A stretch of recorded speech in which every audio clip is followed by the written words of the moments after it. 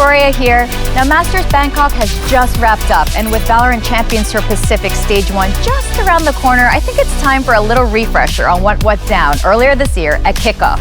And with that, it's time for the official Kickoff recap.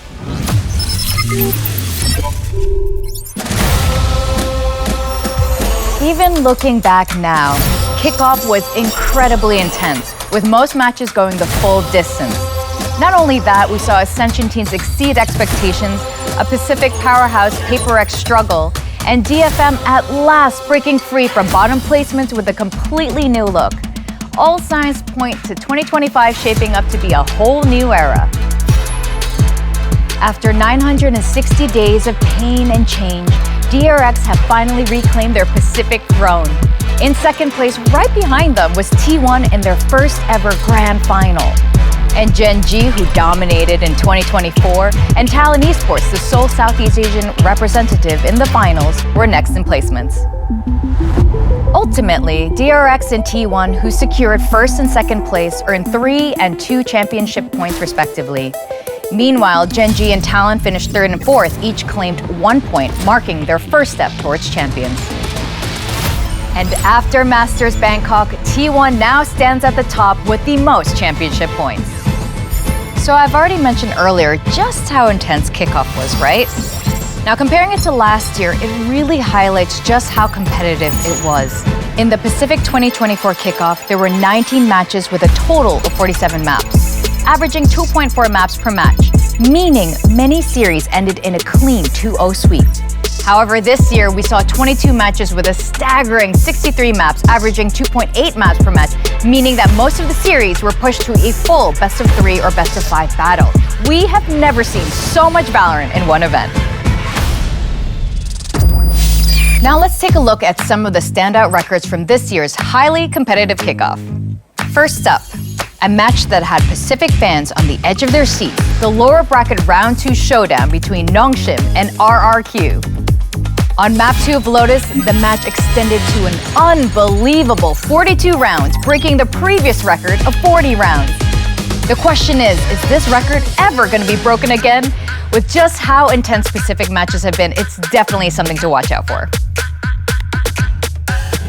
Although it's widely known that Zeta Division's Depth holds the record for highest kills from the 2023 LCQ event, as far as the regular season records go, it's worth noting the most kills in a single map is 39 kills set by Monyet in Pacific 2023, back when he was on Global Esports.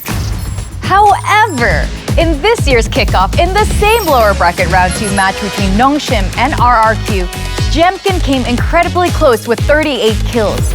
Although the record wasn't broken this time around, the fact remains that this was so close, and it tells us just how fierce the competition has become.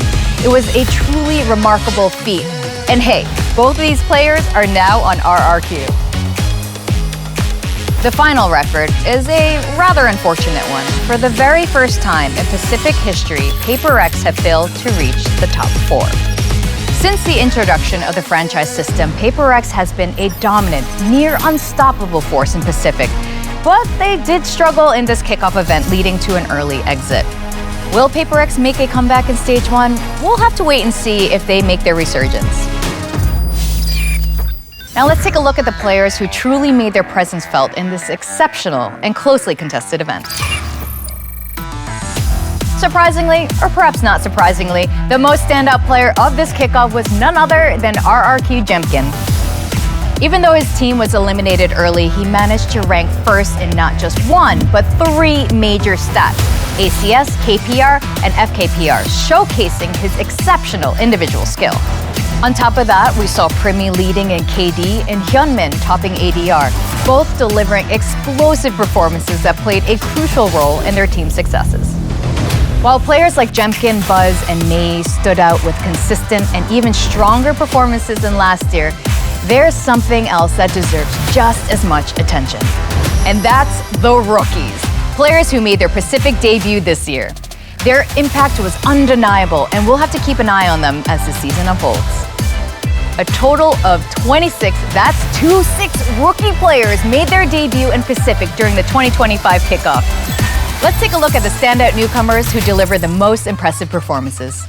Joining the prestigious ranks, we have Hyunmin and Freeing, who not only made their Pacific debut, but also won the tournament, becoming the true Royal Roaders.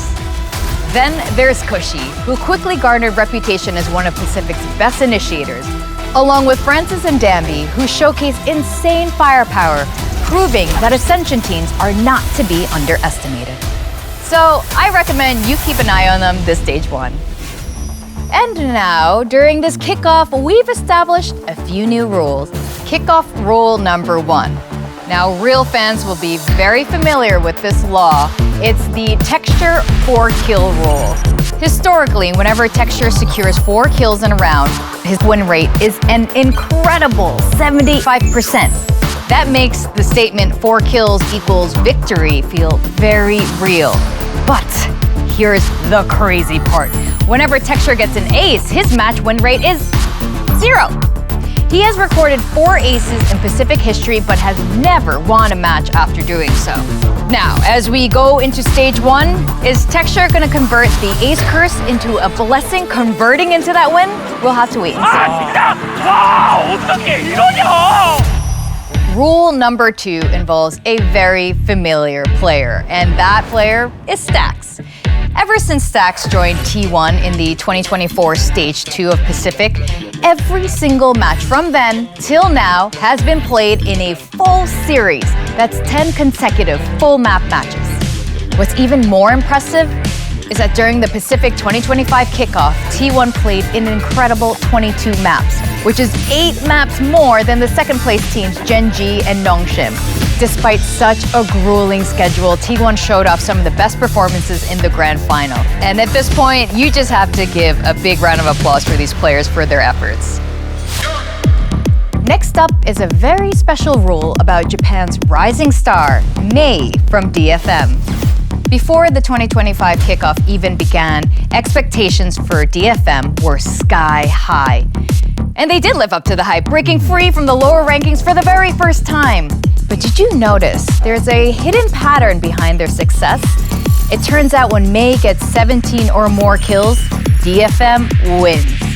We've seen before that even when Mei dropped an insane 32 kills, it wasn't always enough to secure victory. But this time around, his teammates stepped up, proving that DFM's success was a true team effort. At this point, I have nothing but excitement to see what Mei and DFM will bring to the table for stage 1. All right, we've covered standout players, unique records, and fascinating trends from the VCT Pacific 2025 kickoff. And even now, these moments from the tournament are unforgettable. They're living in my head rent-free. So tell me what you guys think at home. If you keep these kickoff records in mind, stage 1 is going to be even more exciting to watch. Now, when is it? Stage 1 is just around the corner as it kicks off on the 22nd of March. And who knows what surprise matches and new records we're going to get to witness. While kickoff was the era for initiators, the moment for Taeho, will stage 1 be a time for duelists to shine with Valorant's latest agent, Waylay?